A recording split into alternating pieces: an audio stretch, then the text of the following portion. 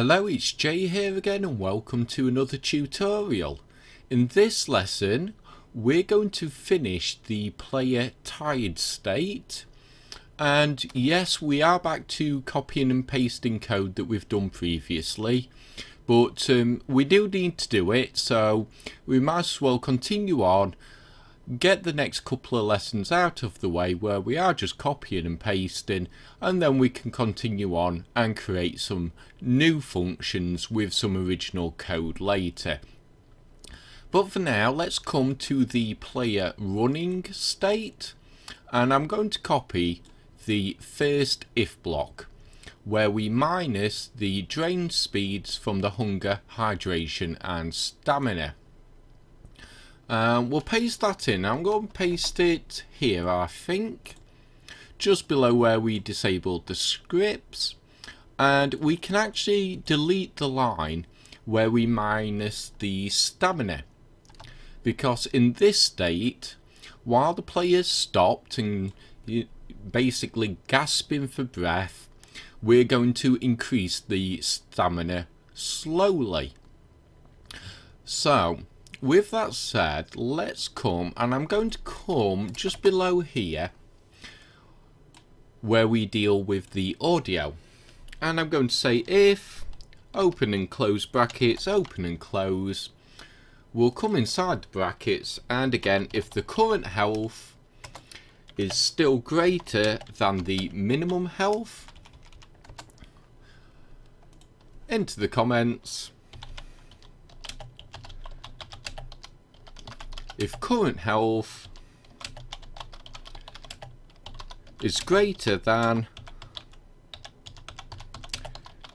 minimum health, we'll come inside the brackets, and this time we want to say underscore current player stamina, and this time it's the plus and then equals underscore player stamina increase speed, and as always times time dot delta time, and we'll put this into the comments. We'll say then add stamina increase speed to current player stamina, and we'll come just below there.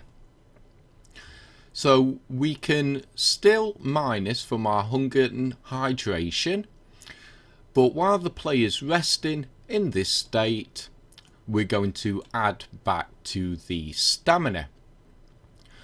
And again, we'll come back to the player running state, and we'll copy the fixes for the hunger and hydration to make sure they cannot go below the minimum, and we'll paste those in. And let's come back, and we can also copy these three if blocks where we minus from the player health depending if the hunger, hydration or both are at minimum. So we'll copy those, and we'll also paste those in, and we also need the player health, the fix, to make sure we cannot go below the minimum. So we'll copy that, and we'll paste that in as well. And we've also got the change state in place from the last lesson, saying if it does then equal the minimum, then we set state to player dying.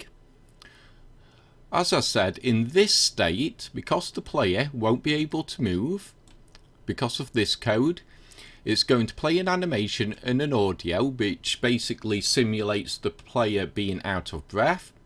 So the player's going to gasp for breath, the player's stamina is slowly going to increase because of that, and then if it goes above the stamina modifier, then we can swap states again.